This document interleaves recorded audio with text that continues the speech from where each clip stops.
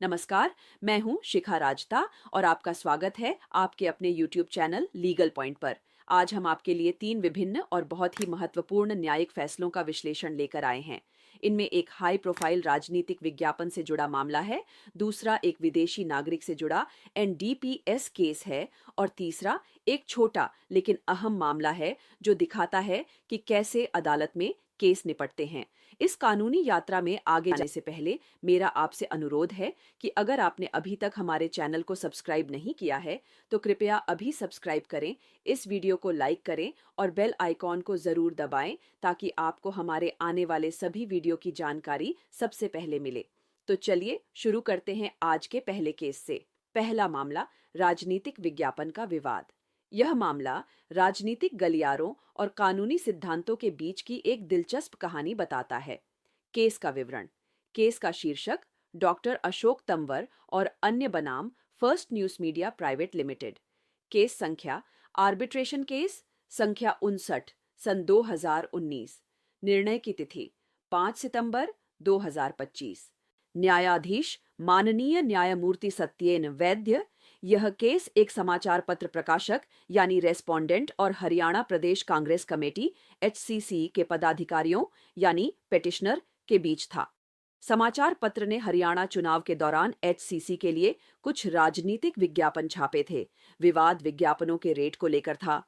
समाचार पत्र का कहना था कि रेट 250 रुपये प्रति स्क्वायर सेंटीमीटर तय हुआ था, जबकि HCC के पदाधिकारियों का कहना था कि यह सरकार द्वारा अनुमोदित DAVP रेट यानी 33 रुपये 64 पैसे पर तय हुआ था। मामला MSME काउंसिल के माध्यम से आर्बिट्रेशन में गया, जहां आर्बिट्रेटर ने समाचार पत्र के पक्ष में लगभग 33,75,000 रुपये का अवार्ड पारित किया। इसी अवार्ड को HCC के पदाधिकारियों ने हिमाचल प्रदेश हाई कोर्ट में चुनौती दी। इस केस में शामिल कानूनी बिंदु। इस केस में कई अहम कानूनी सवाल सामने आए। आर्बिट्रेशन अवार्ड में कोर्ट का हस्तक्षेप। कोर्ट ने स्पष्ट किया कि आर्बिट्रेशन एंड कंसिलिएशन एक्ट के सेक्शन 34 के तहत किसी आर्बिट्रेशन अवार्ड में हस्तक्षेप करने की शक्ति बहुत सीमित है। कोर्ट एक अपील की तरह मामले के तथ्यों को फिर से नहीं जांच सकता। हस्तक्षेप केवल तभी किया जा सकता है जब अवार्ड में कोई पेटेंट अवैधता यानी कि कोई ऐसी अवैधता हो जो साफ तौर पर दिखाई दे। लिमिटेशन और पार्ट पेमेंट। पेटिशनर्स ने कहा कि यह दावा समय सीमा से बाहर था, लेकिन कोर्ट ने पाया कि HCC ने आखिरी पार्ट पेमेंट 5 जनवरी 2015 को किया था और केस 2017 के अंत में फाइल किया गया था, जो 3 साल की समय सीमा के अंदर था। लिमिटेशन एक्ट के सेक्शन 19 के अनुसार जब कर्ज का आंशिक भुगतान किया जाता है तो लिमिटेशन की अवधि उस भुगतान की तारीख से फिर से शुरू हो जाती है। पदाधिकारियों का दायित्व। एक और अहम सवाल यह था कि क्या किसी गैर पंजीकृत राजनीतिक संस्था के पदाधिकारियों पर व्यक्तिगत रूप से मुकदमा किया जा सकता है। कोर्ट ने माना कि चूंकि HCC एक कानूनी इकाई नहीं है, इसलिए उसके पदाधिकारियों के माध्यम से उस पर मुकदमा करना सही था। आचरण से अनुमान। सबसे दिलचस्प बिंदु यह था कि रेट क्या तय हुआ था। कोर्ट ने कहा कि अगर रेट केवल 33 रुपये तय हुआ था तो कुल बिल लगभग 5,10,000 रुपये बनता। तो फिर HCC ने लगभग 22,67,000 रुपये का भुगतान क्यों किया? इस अतिरिक्त भुगतान का कोई स्पष्टीकरण न दे पाना यह साबित करता है कि रेट वही था जो समाचार पत्र क्लेम कर रहा था। आर्बिट्रेटर का यह निष्कर्ष एक संभावित दृष्टिकोण था और इसमें कोई अवैधता नहीं थी। हाई कोर्ट ने पिटिशनर्स की याचिका को खारिज कर दिया और आर्बिट्रेटर द्वारा दिए गए अवार्ड को सही ठहराया। इसका मतलब है कि अब पिटिशनर्स को समाचार पत्र को ब्याज सहित पूरी राशि का भुगतान करना होगा। यह केस हमें सिखाता है कि व्यापारिक लेन देन में स्पष्टता कितनी जरूरी है और आपका आचरण अदालत में आपके खिलाफ एक विशाल सबूत बन सकता है। दोस्तों, मुझे उम्मीद है कि आपको यह विश्लेषण पसंद आया होगा। अगर आपके कोई सवाल हैं तो नीचे कमेंट सेक्शन में जरूर पूछें। और हाँ, अगर आपने अब तक चैनल को सब्सक्राइब नहीं किया है तो कृपया कर लीजिए और इस वीडियो को अपने दोस्तों के साथ शेयर भी करें। दूसरा मामला NDPS केस में विदेशी नागरिक को बेल अब हम एक ऐसे केस की बात करेंगे जो एनडीपीएस एक्ट, मानवाधिकार और विदेशी नागरिकों के कानूनी अधिकारों से जुड़ा है। केस का विवरण। केस का शीर्षक टिड्स ममाने एट टाइडी ममाने बनाम हिमाचल प्रदेश राज्य और अन्य। केस संख्या क्रिमिनल मिसलेनियस पिटीशन मेन संख्या 254 सन 2025। निर्णय की तिथि 5 सितंबर 2025। न्यायाधीश माननीय न्यायमूर्ति रंजन शर्मा। केस का सार। इस मामले में पुलिस ने 2 व्यक्तियों को चिट्टा हेरोइन के साथ गिरफ्तार किया।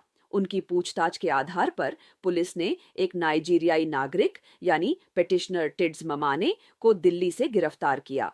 पेटिशनर की गिरफ्तारी का मुख्य आधार सह अभियुक्तों का इकबालिया बयान था। पेटिशनर के पास से कोई भी प्रतिबंधित पदार्थ बरामद नहीं हुआ था।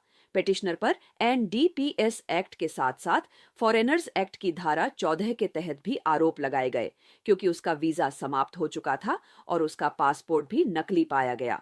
पेटिशनर लगभग 1 साल 6 महीने से हिरासत में था और उसने नियमित बेल के लिए हाई कोर्ट में याचिका दायर की। इस केस में शामिल कानूनी बिंदु। यह केस बेल के सिद्धांतों पर एक महत्वपूर्ण प्रकाश डालता है। सह अभियुक्त का इकबालिया बयान। कोर्ट ने सुप्रीम कोर्ट के ऐतिहासिक तूफान सिन्ह बनाम तमिलनाडु राज्य फैसले का हवाला देते हुए कहा कि एनडीपीएस एक्ट के सेक्शन 67 के तहत पुलिस अधिकारी को दिया गया इकबालिया बयान सबूत के तौर पर अस्वीकार्य है। इसलिए केवल सह अभियुक्त के बयान के आधार पर किसी व्यक्ति को, चाहे वह विदेशी ही क्यों न हो, अनिश्चित काल तक जेल में नहीं रखा जा सकता। विदेशी नागरिक और बेल का अधिकार। क्या एक विदेशी नागरिक जिसका वीजा समाप्त हो गया है, उसे बेल मिल सकती है?